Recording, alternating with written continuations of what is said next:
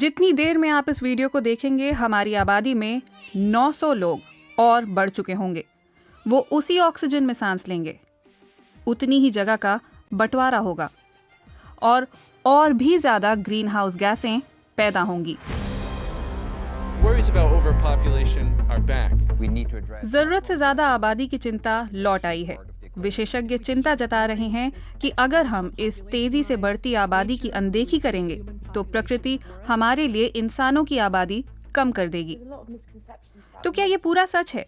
ऐसा भी कहा जा रहा है कि आबादी के बारे में बहुत सारी गलत धारणाएं हैं। इस बहस को जिस तरह से देखा जाना चाहिए उस पर बात नहीं हो रही। क्या सचमुच जरूरत से ज्यादा जैसी कोई संख्या होती है? आइए बिल्कुल शुरुआत से देखते हैं, जब बहुत से लोगों का होना उस असुरक्षित समाज में सुरक्षा का एहसास था। मिसाल के तौर पर भारतीय महाद्वीप में नीतिशास्त्री चाणक्य ने विधवाओं को नया पति ढूंढने के लिए कहा ताकि उनके बच्चे हो सकें। और मुगल शासन में तो जब आबादी बढ़ती थी तो जश्न होता था, क्योंकि इसका मतलब था ज्यादा उपज और ज्यादा खाना। रोमन भी कुछ अलग नहीं थे।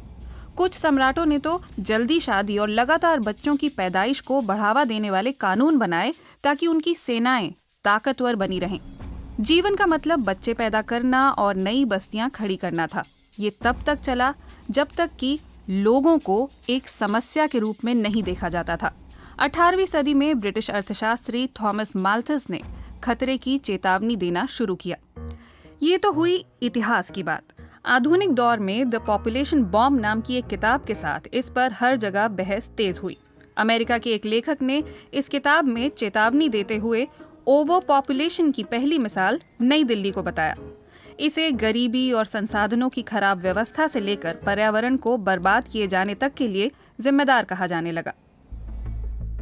जनसंख्या को काबू में करने के लिए कुछ देशों ने ऐसे प्रयोग करने शुरू किए जो राजनीतिक और नैतिक रूप से गलत साबित हुए। चीन ने एक बच्चे की नीति अपनाई, जिसका नतीजा लैंगिक असंतुलन के रूप में सामने आया, और बाकी के प्रयोगों की तरह इसे भी आखिरकार खत्म करना पड़ा। लेकिन हमें अपना दुश्मन मिल गया, ओवर पॉपुलेशन। तो ओवर पॉपुलेशन आखिर है क्या? इसे दरअसल कैरिंग कैपेसिटी के फॉर्मूला से समझा जाता है। ये थोड़ा जटिल है। बुनियादी रूप से इसका मतलब लोगों की उस संख्या से है जो इकोसिस्टम के संसाधनों यानी भोजन, पानी, ऊर्जा और जगह के लिहाज से अनिश्चित काल तक बने रह सकते हैं। शुरुआती गणनाओं में कहा गया कि पृथ्वी पर केवल 4 अरब लोग रह सकते हैं। आज हम लोग लगभग 7 अरब हैं। हमने प्राकृतिक संसाधनों की कमी को तकनीकी संसाधनों से पूरा किया है और इस आबादी को बनाए रखने के लिए नए संसाधन पैदा कर रहे हैं। तो हमें ठीक पता नहीं है कि पृथ्वी की क्षमता कितनी है, क्योंकि कुछ चीजें लगातार बदल रही हैं। एक बात तो तय है कि एक तत्व के रूप में आबादी कोई समस्या नहीं है। ज्यादातर विकसित देशों में आबादी मोटे तौर पर स्थिर है या फिर उसका घटना शुरू हो गया है। विकासशील देश भी इसी रास्ते पर बढ़ रहे हैं। शिक्षा और गर्भनिरोध तक पहुंच से संख्या घट रही है, भले ही शहरों को देखकर ऐसा ना लग रहा हो। लोगों की ये धारणा है कि इन शहरों में जरूरत से ज्यादा भीड़ है। दरअसल हुआ ये कि योजनाकारों ने इस बात पर ध्यान नहीं दिया है कि आबादी का विकास तो होना ही है। इसके बाद दूसरा बिंदु ये है कि पर्यावरण पर होने वाले असर उपभोग से जुड़े हैं।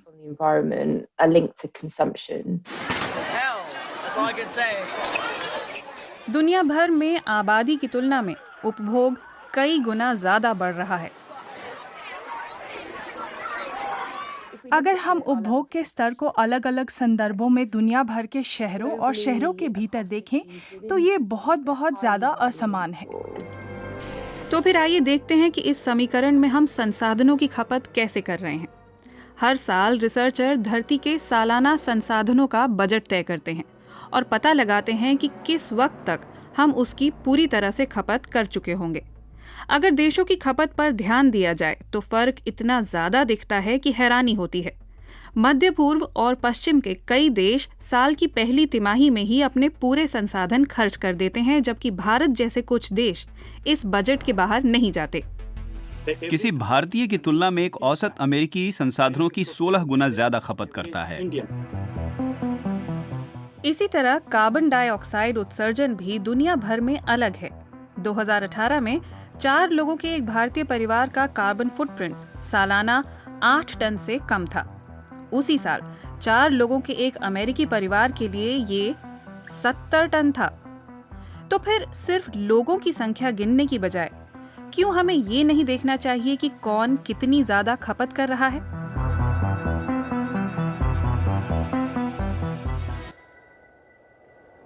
दुनिया के अलग अलग उद्योगों में होने वाले उत्सर्जन की मात्रा का पता लगाना और उनकी तुलना के बारे में पहले अध्ययन का नाम है प्रोजेक्ट ड्रॉडाउन।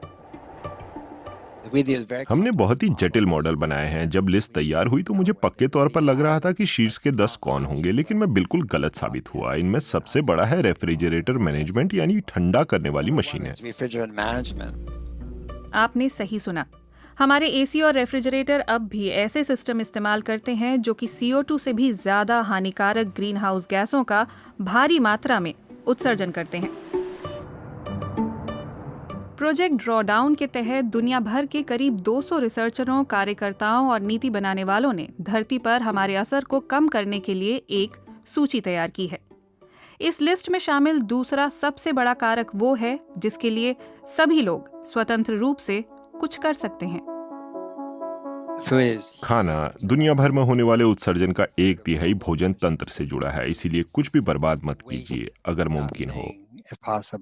इस बात से सचमुच कोई इनकार नहीं कर सकता कि इंसान की आबादी का पर्यावरण पर असर होता है। हालांकि फिलहाल अमीर देश इतना अधिक CO2 का उत्सर्जन कर रहे हैं कि गरीब देशों में 3 से 4 अरब की आबादी बढ़ भी जाए तो जलवायु परिवर्तन की मौजूदा दर पर ज्यादा असर नहीं होगा।